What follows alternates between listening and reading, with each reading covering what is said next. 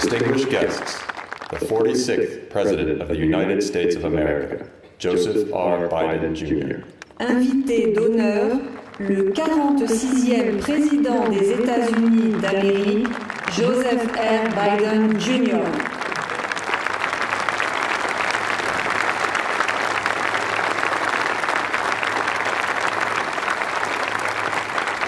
The hour had nearly come.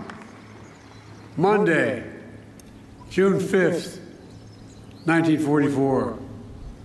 The evil of Hitler's Third Reich was devastating the world. Nazi Germany had subjugated the once free nations of Europe through brute force, lies, and twisted ideology of racial superiority. Millions of Jews murdered in the Holocaust. Millions of others killed by bombs, bullets, bloody warfare. Hitler and those with him thought democracies were weak, that the future belonged to dictators. Here, on the coast of Normandy, the battle between freedom and tyranny would be joined. Here, on that June morning, the testing was at hand. President Macron, Mrs. Macron, Secretary Austin, Secretary Blinken, distinguished guests, most of all, our honored veterans who met that test at the ages, a test of ages to that moment, 80 years ago today.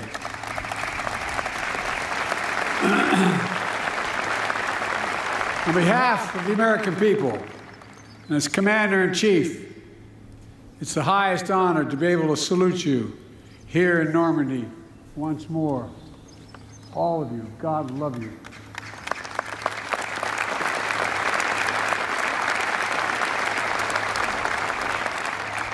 Winston Churchill called what happened here, quote, the greatest, most complicated operation ever, end of quote. After years of planning, Operation Overlord was ready to launch just as soon as the weather turned. Across the choppy English Channel, the Supreme Commander of the Allies, Dwight D. Eisenhower, waited. The largest force ever of its kind, built by 12 nations. Men, guns, planes, naval craft of every description, waited. The world, captive and free, waited. Finally, Eisenhower's forecaster said there was a window in the weather. It would open briefly on Tuesday, the 6th of June. The general weighed the options and gave the order. At dawn, the Allies would strike. The great crusade to free Europe from tyranny would begin. That night, General Eisenhower drove to the English town of Newbury to visit paratroopers of the 101st Airborne. There were men from all over America. It was estimated that 80% of them would be killed within hours. That was the estimate. But they were brave, they were resolute, and they were ready. One soldier told General Eisenhower, quote, don't worry, sir. The 101st is on the job. Everything will be taken care of. That's what he said. And because of their courage and their resolve, because the courage and resolve of their allies, it was taken care of. From the sea and sky, nearly 160,000 Allied troops descended on Normandy. Many, to state the obvious, never came home. Many survived that longest day, kept on fighting for months until victory was finally won. And a few, a notable band of brothers, are here with us today. Kenneth Blaine Smith is here. On that day, under heavy artillery fire, he operated a rangefinder and radar on the first American ship to arrive at Normandy's coast, providing direct gunfire support for the Rangers scaling the cliffs of Pointe du Hoc. on their daring mission to take out the German batteries. Bob Gibson is here. He landed on Utah Beach about 10 hours after the invasion began. Bullets flying everywhere, tracers lighting up the sky. Bob drove an M4 tractor with anti-aircraft gun mounted on top, providing critical protection for the infantry against the German Air Force. On that day, and for many days after, he continued. Ben Miller is here, a medic with the 82nd Airborne. At 3 a.m. on June 6th, he and 13 other medics flew over the channel in a rickety glider.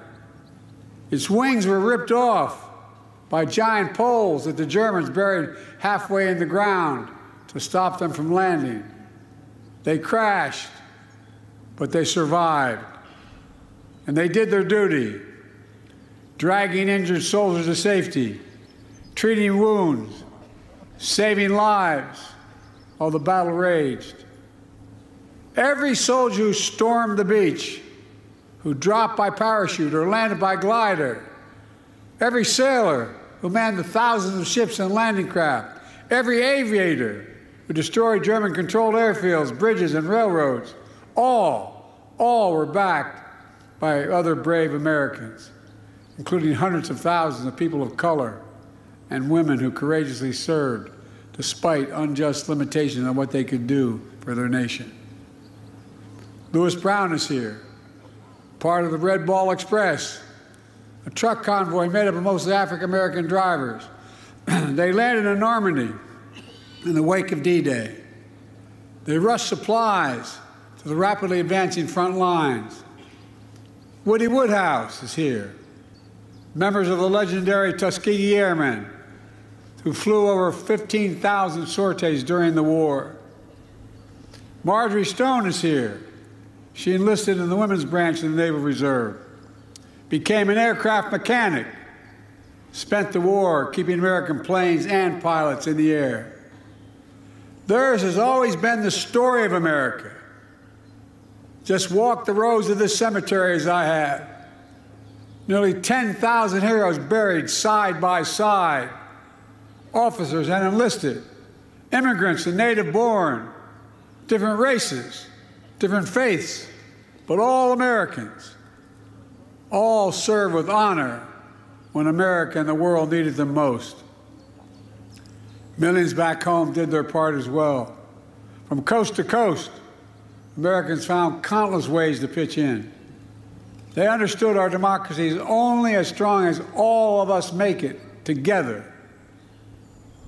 The men who fought here became heroes, not because they were the strongest or toughest or fiercest, although they were, but because they were given an audacious mission, knowing, every one of them knew, the probability of dying was real. But they did it anyway.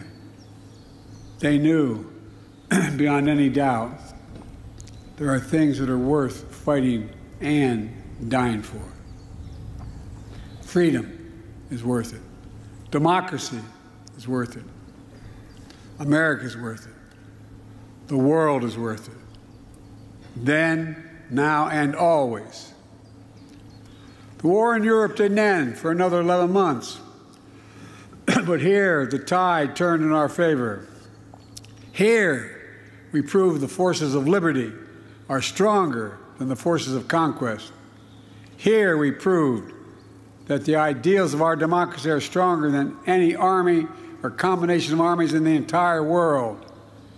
We proved something else here as well, the unbreakable unity of the Allies.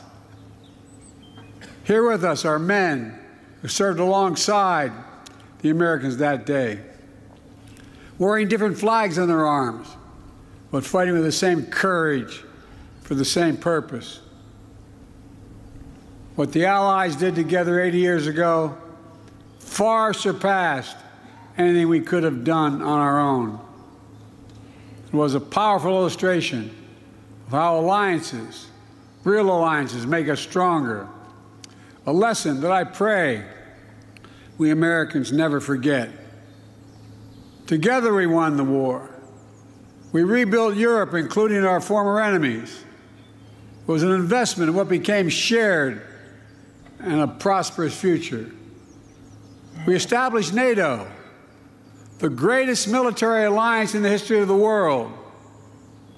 And over time, you got it, it is.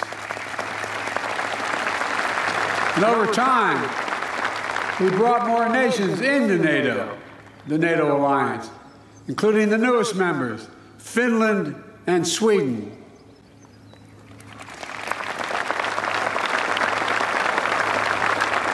Today, NATO stands at 32 countries strong, and NATO is more united than ever, and even more prepared to keep the peace, deter aggression, defend freedom all around the world. America has invested in our alliances and forged new ones, not simply out of altruism, but out of our own self-interest as well. America's unique ability to bring countries together is an undeniable source of our strength and our power. Isolationism was not the answer 80 years ago and is not the answer today.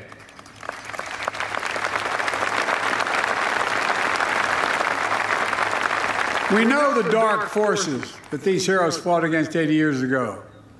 They never fade. Aggression and greed, the desire to dominate and control, to change borders by force, these are perennial. The struggle between a dictatorship and freedom is unending. Here in Europe, we see one stark example. Ukraine has been invaded by a tyrant bent on domination. Ukrainians are fighting with extraordinary courage, suffering great losses, but never backing down.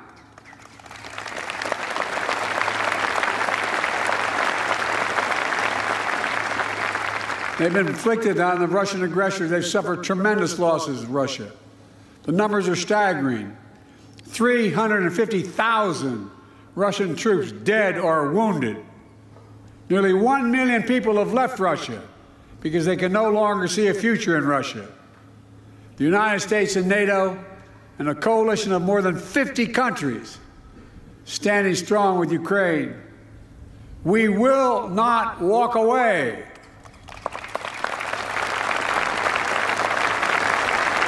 Because if we do, Ukraine will be subjugated and will not end there. Ukraine's neighbors will be threatened. All of Europe will be threatened.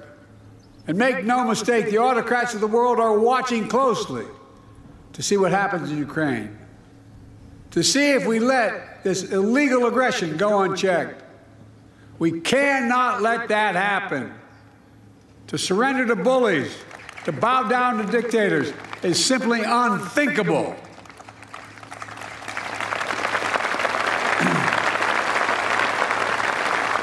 Were we to do that, it means we'd be forgetting what happened here in these hallowed beaches.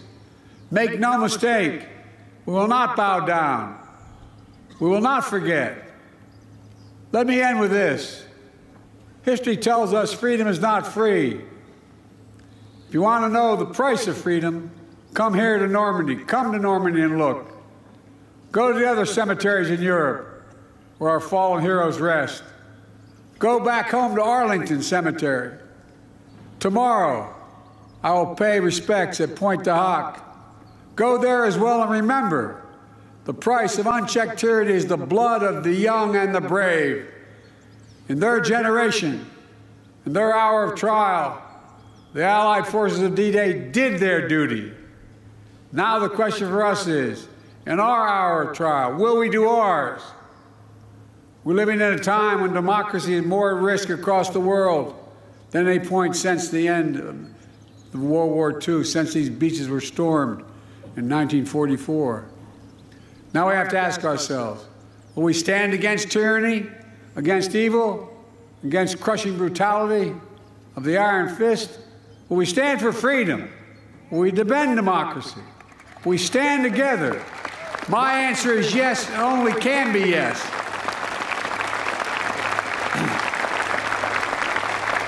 We're not far off from the time when the last living voices of those who fought and bled on D-Day will no longer be with us. So we have a special obligation. We cannot let what happened here be lost in the silence of the years to come. We must remember it, must honor it, and live it. And we must remember the fact that they were heroes here that day does not absolve us from what we have to do today. Democracy is never guaranteed. Every generation must preserve it, defend it, and fight for it. That's the test of the ages. In memory of those who fought here, died here, literally saved the world here, let us be worthy of their sacrifice. Let us be the generation that when history is written about our time, in 10, 20, 30, 50, 80 years from now, it'll be said, when the moment came, we met the moment. We stood strong. Our alliances were made stronger. We saved democracy in our time as well. Thank you very much, and may God bless you all. May God protect our troops. Thank you.